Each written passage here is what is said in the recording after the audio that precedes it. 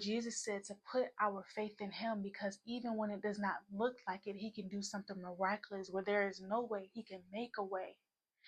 Without faith, it's impossible to please God, because if you think about it, everything is trying to convince you not to have faith. Everything is trying to convince you to fear your circumstances, your feelings, people's responses, everything. And it's very convincing. The circumstances are very convincing. They say you should worry. Your feelings are very convincing. They say you should stay in sorrow. The people's responses, the people around you, they're very convincing. They say you should stay bitter. You should stay unforgiving. But that is why Jesus called us to have faith.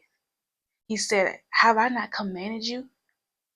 He said, have I not commanded you? Meaning it's mandatory, meaning he knew that these things would be convincing, but he said, I command you to be strong and courageous, because I know how hard these things will be. I know how difficult it will be. So he said, stand firm, have faith.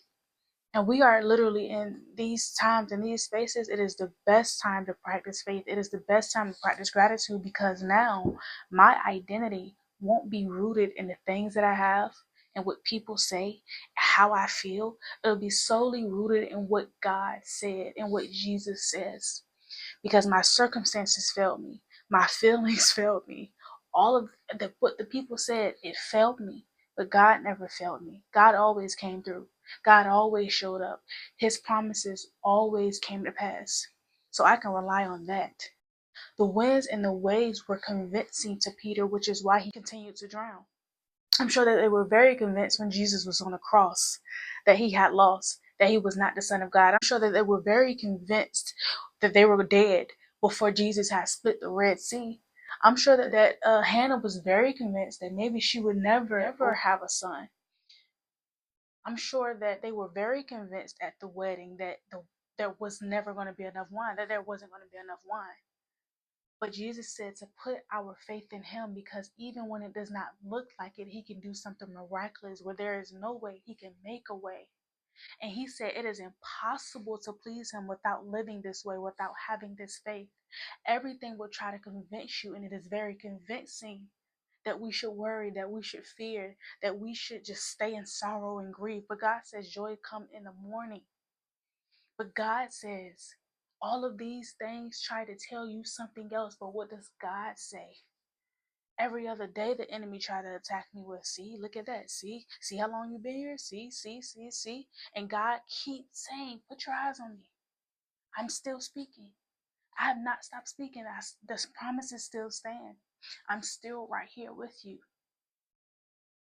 But everything has to flow from the place of belief. He said in his word, how can you call on me if you do not believe me? How can you call on the one who do not believe? It starts with belief. You have to first believe regardless of what it looks like, because everything will be convincing, and that much more convincing. Do not allow your perspective to become your God. Do not allow how you see it to become your story. Give God a sacrifice of praise. I had to give God a sacrifice of praise today, because my feelings had convinced me. My friend told me something very personal, and I won't share it. But my friend told me something very personal, and my emotions went haywire. That's the first word I could think of. My emotions unexpectedly too. I don't think, maybe I'm dragging it, but I don't think I've ever felt this sudden hit of emotion where it was random and I did not know where it was coming from. But I had to sit with the Lord as my counselor, and I had to say, God, I don't think I'm jealous. I I'm not jealous. Like, you have been shaping me. You have been telling me, like, it's on your time, and that it don't make sense to be jealous of somebody when you're fearfully and wonderfully made, when you are made in the image of God, when you come out of God. Like, I know that it is stupid to be jealous. Like, when my time comes, it'll be perfect timing, and God is doing something in me that is needed during this time, and all of the things, right? So I'm like, God, this isn't jealousy. What is this? And he reminded me and gave me permission to want.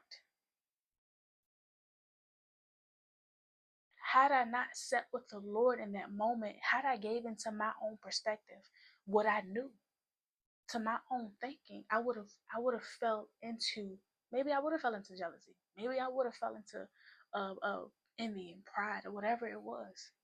But God showed me through his lens what was happening in my heart. But had I went with the worldly perspective, with how I thought, what I thought I knew, what I've seen, I would have said, "Dang, I'm jealous," because it was very similar to that feeling, I believe. But I said, "God, I'm not jealous. I'm not jealous. So what is this?" And he revealed it to me. And before he revealed it to me, I had to give him a sacrifice of praise. But I knew that this won't that. But a lot of the times, sometimes we don't know this ain't that. And that's why it has to be a sacrifice of praise, because I don't know. I don't see it. This looks impossible, but it is in that place where it looks the most impossible that we have to lift our hands up and say, "God, I praise you anyway." Because it is from that praise place, it is from that gratitude place that everything will flow. It is from that belief in Jesus Christ that everything will flow. And I believe that. So we get to rejoice always, no matter what it looks like.